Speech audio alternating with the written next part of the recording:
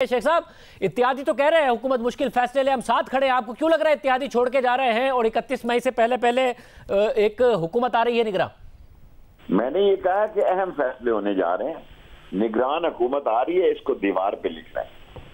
और ये विल्सन नहीं है शहबाज के एक वोट की अक्सरियत से हुकूमत चलाएगा। और खुद एमक्यूएम कल कह चुकी है कि हम इलेक्शन की तरफ जा रहे हैं। बाप का भी फैसला थोड़े दिनों में आपको पता लग जाएगा। और एक आसिफ जरदारी स्टैंड लिए बैठे हैं और फजलुर रहमान साहब भी हजरत इलेक्शन के लिए तैयार है। नून के अंदर पार्टीशन है और कोई हल नहीं है। 200 रुपए का डॉलर है पिंडी में और डिफॉल्ट होने का खतरा है। और अगर खुदा ना खास्ता एटॉमिक और फॉरेन एक्सचेंज बैठ गई है जो स्टॉक एक्सचेंज है और एक न्यूक्लियर पावर के साथ अगर ऐसे हालात हों तो क्या आपको क्या ख्याल है कि जो हमारे सबसे अजीम लोग हैं, अदारे हैं, जिन पे जानिसार है, जिन्होंने इस मुल्क के दिफा किए हैं और इस मुल्क की अजमतों पे जाने दी हैं, वो सारे इस हालात से बेखबर हैं, बाखबर हैं। और सब तरफ से एक ही आवाज है कि इलेक्शन इसका हल है। मैंने ये नहीं कहा कि 30 मई को इलेक्शन हो जाएंगे। मैंने कहा उससे बड़े फैसले 30 मई तक बड़े फैसले आ जाएंगे। और आप ये भी याद रखें कि पंजाब में इन हालात के बगैर अगर इन्होंने चूर चरा की तो अब वो ऐसे हालात हैं। इन्होंने अदारों से गारंटी मांगी है 1.5 साल की, उन्होंने नहीं दी। इन्होंने कहा कि जो लॉन्ग मार्च है उसको रोकने के लिए मदद करें। उन्होंने कहा अपना काम खुद करें, हम किसी पे गोली नहीं चलाएंगे, किसी पे तशद्दुद नहीं करेंगे। लेकिन कौम की आवाज को रोका नहीं जा सकता। आज के सुप्रीम कोर्ट के फैसले के बाद 20 लाख तो 20 लाख है, ये 25-30 लाख लोग भी निकल सकते हैं, समुद्र निकल सकता है आवाम का। पंजाब में गवर्नर आज भी लगा सकता है सदर, और सदर मरकज को भी कह सकता है कि एतमाद का वोट नहीं।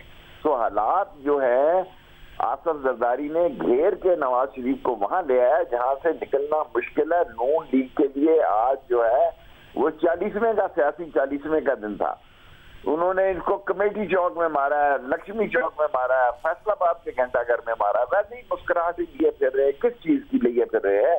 न महंगाई पे कंट्रोल हुआ। और इंटरनेशनल जहां ये जा रहे हैं वहां अगर ये समझते हैं कि ड्रोन हमलों के लिए अड्डे दे सकेंगे, नामुमकिन है। कौम जाग चुकी है। ये गैरत और खुददारी की लड़ाई है। ये महंगाई या आटे या चीनी के रेट की लड़ाई से कौम आगे चले गई है और ये मुल्क बर्रे सगीर में एक अहम सियासी किरदार अदा करने जा रहा है। और इमरान खान को मकबूलियत की जो महराज इनकी नाअहली और नालायकी की वजह से मिली है, उसका तो मैं पहले सोच भी नहीं सकता था। तो शेख साहब, फिर मुझे ये बताइएगा कि इस वक्त जो दबाव डालने में कामयाब हुए, जिसकी वजह से आपको लगता है कि 30 मई से पहले पहले बड़े फैसले हो जाएंगे, आपको लगता है कि इदारे भी दबाव में आए हैं आप लोगों के सड़कों पर निकलने के बाद, इमरान खान के सड़कों पर निकलने के बाद, जिसकी वजह से दबाव शहबाज शरीफ पर है और वो फैसले नहीं कर पा रहे हैं और नतीजा यही निकलेगा कि जी इलेक्शन की तरफ जाया जाए? मैं वो बात करूंगा कि बाद में अदारे भी खफा होते हैं और मैं अदारों का एहतराम करता हूँ, अदारों का साथ था, हूँ और रहूंगा। मुझे अपने अदारे अजीम लगते हैं, लेकिन मुझे इमरान खान ने रोका हुआ है मुलाकातों से। लेकिन ये कहना कि अदारे जो हैं, अदारों से इन्होंने राब्ता किया है कि उनको 1.5 साल की गारंटी दी जाए, उन्होंने नहीं दी। अदारों से इन्होंने राब्ता किया कि हमें लॉन्ग मार्च को रोकने में मदद करें। उन्होंने कहा कि हमारा ये काम नहीं है। जब वो न्यूट्रल हुए हैं, तो जब उन्होंने अपने आप को अलग किया है, तो अब इनसे हुकूमत समझ नहीं रही। एक वोट की अक्सरियत जो है वो एक आधे मिनट की मार है और सिर्फ आसिफ जरदारी स्टैंड ले रहा है। वो नून लीग से कौन से पुराने बदले चुका रहा है। बाकी मोस्टली पार्टियां तैयार हैं इलेक्शन के लिए और सितंबर में इलेक्शन होंगे। निगरान वजीर आजम के लिए नामों पे गौर गौस हो रहा है। रावलपिंडी इस्लामाबाद में मईशत दानों के इंटरव्यू के लिए लोगों को बुलाया जा रहा है दुनिया से, और उसका नतीजा क्या निकलता है?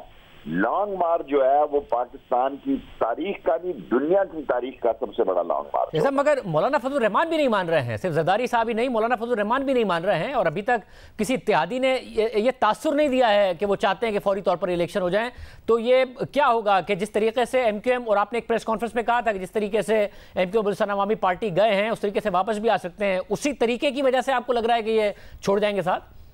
कहा कि एमक्यूएम ने मुझे कहा कि वो इलेक्शन के लिए तैयार है और उन्होंने कहा कि ये इस्लाहात 1 हफ्ते की मार है। लेकिन मुझे अंदर की खबर ये है कि बाप भी परेशान है देखिए इलाके में लोगों से सलाम दुआ कोई नहीं ले रहा है इन लोगों से। हमारे जो हल्के इतने इतने दबे हुए थे वो उभर आए हैं, और वहां हमें इस दफा शायद इलेक्शनों में अगर पहले मेहनत करनी पड़ती थी, अब मेहनत भी ना करनी पड़े। और ये सोचना कि ये कोई अनहोनी बात होने जा रही है, मैं आपको दावे से ये कहता हूं कि ना FIA वाले प्रोसिक्यूटर्स केस वापस लेने जा रहे हैं, दफ्तरों में झगड़े हो रहे हैं, ना नैब कोई केस वापस लेने जा रही है, लोग छुट्टियों पे जा रहे हैं, और ना ANF जो है वो भी जो है। और मैं सारी जिंदगी जानता हूं जब हालात कटन होते हैं, मैंने लोगों को काबे से आकर भी बदलते हुए देखा है। मरी भी लोगों को लेके गए थे, मैं नहीं गया था। लोगों को छांगा मांगा भी लेके गए थे, मैं नहीं गया था।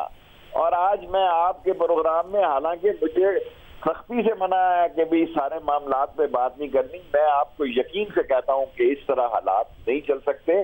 और जो पाकिस्तान के हसास अदारे हैं वो पाकिस्तान के हालात से फिक्रमंद है, उनमें तशवीश है, वो इस गंभीर हालात को दुरुस्त करना चाहते हैं। और उनकी भी अक्सरियत की राय ये है कि इलेक्शन ही आना है, और वो ये कहते हैं कि आसिफ जरदारी के अलावा तमाम लोग इलेक्शन के लिए तैयार हैं। तो शेख साहब ये बताएगा कि जैसा आपने कहा कि इन्होंने 1.5 साल की गारंटी मांगी इदारों से, उन्होंने देने से इनकार कर दिया, मगर जो फिर क्या आप लोगों को ये बात पता चली है या फिर कम से कम इदारों की तरफ से कहा गया है कि जल्द इलेक्शन हो जाएंगे, ये कम्युनिकेट किया गया है? कोई रास्ता नहीं है।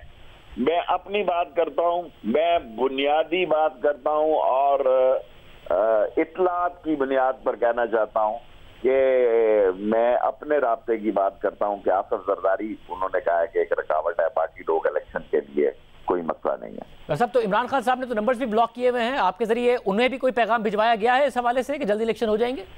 मैंने कोशिश की कि कोई अपना रोल अदा कर सकूं, उन्होंने इनकार किया मेरी दोनों मीटिंग्स में। लेकिन ये मैंने आपको बता दिया है कि मोस्टली तमाम पाकिस्तान के पढ़े लिखे लोग हैं, पढ़े लिखे जो अदारे हैं, जो जिम्मेदार हसास अदारे हैं, जो मामला फहम अदारे हैं, जो दीवार के पीछे देखने की सलाहियत रखते हैं, जिनकी मुल्क से कमिटमेंट है, वो समझते हैं कि इलेक्शन ही बेहतर और आसान हल है। किसी बड़े मसले में फंसने से बेहतर है कि कौम एक मुनसफाना इंतखाबात में फैसला कर ले कि वो किसको मुंतखब करना चाहते हैं। और शेख साहब इस वक्त आपको ये सिनेरियो नजर आ रहा है कि जब इलेक्शन में जाएंगे, ज़ाहिर कॉन्स्टिट्यूंसी पॉलिटिक्स आप करते हैं, तो इमरान खान की पौने 4 साल की नहीं बल्कि इनकी जो 35-36 दिन में परफॉर्मेंस है उस पर आप लोग इलेक्शन जीत जाएंगे जैसी कारकर्दगी है आपके ख्याल में?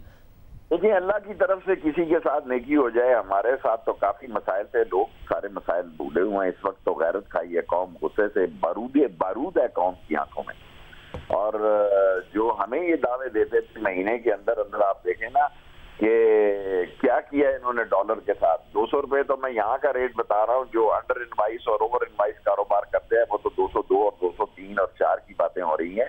खुद इन्हीं की डिमांड थी कि जनाब, और ये सारे के सारे लंदन गए हैं। अब नवाज शरीफ साहब तशरीफ लाए ना, पासपोर्ट है उनके पास, PIA की रोजाना फ्लाइट है, उस फ्लाइट में चोर और गद्दार के नारे लगेंगे जिसमें वो आएंगे। कौम जिस तेजी से बदली है इसका मैंने अंदाजा नहीं लगाया था, और कौम बदल चुकी है, और कौम ने एक डिफरेंट स्टैंड ले लिया है। और शेख साहब अगर मुझे ये बताएगा कि ये जो स्टैंड है, जाहिर अगर अचानक इलेक्शन में जाते हैं तो वो भी कैंपेन करेंगे, आप भी कैंपेन करेंगे, तो इमरान खान साहब अगर इनका कहेंगे कि इनके दौर में आके 12-13 रुपए डॉलर गिर गया है, तो अपना कैसे जस्टिफाई करेंगे कि उनके अपने दौर में 60-65 रुपए गिर गया था, महंगाई बहुत ज्यादा थी? ये कैसे नई होप कैसे देंगे आवाम को कि मैं अगली हुकूमत में बेहतर हुकूमत करके दिखाऊंगा, बेहतर टीम के साथ आऊंगा? हम जो है वो गैरत खा गई है। ये जंग गैरत, खुददारी, खुद मुख्तारी की और बगैरत और बेशर्मी और चापलूसी की लड़ाई में कौम खुददारी, गैरत और आजाद खारजा पॉलिसी के साथ खड़ा हो गई है। ये पेट पे पत्थर बांध देगी, ये अपने आप को और मुश्किलात में शायद ले जाएगी।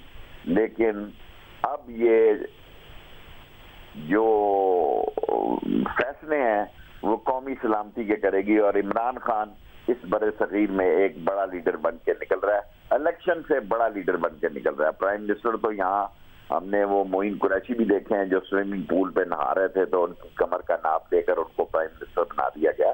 और शेख साहब मुझे ये भी बताएगा कि अगर फौरी इलेक्शन का मुतालबा पूरा हो भी जाए तो इमरान खान साहब तो इस चीफ इलेक्शन कमीशनर को मानने को तैयार नहीं है, उनसे इस्तीफे का मुतालबा कर रहे हैं, तो ये फिर कैसे आगे मामला बढ़ेगा? वहां से तो इस्तीफा नहीं आएगा, फिर इलेक्शन में कैसे जाएंगे या नहीं इलेक्शन में जाएंगे? आप उन्हें समझाएंगे कि जाना चाहिए? There is always face behind the case.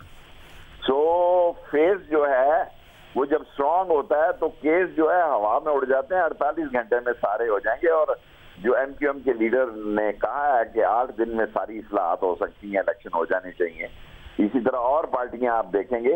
देखिए, फजा जब बदलती है तो मेंबर बड़ा समझदार, होशियार और चालाक होता है, उसको समझ आ रही है कि उसकी बेस हिल गई है। जब बेस हिल जाती है तो फिर वो सोचता है कि अपनी बेस को कैसे ठीक करे।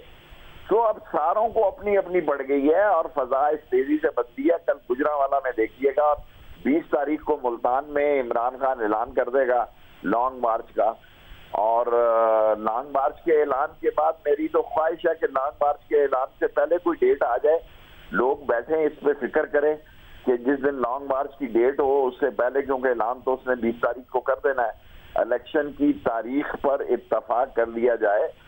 बहुत शुक्रिया शेख रशीद अहमद साहब की गुफ्तगू आपने सुनी।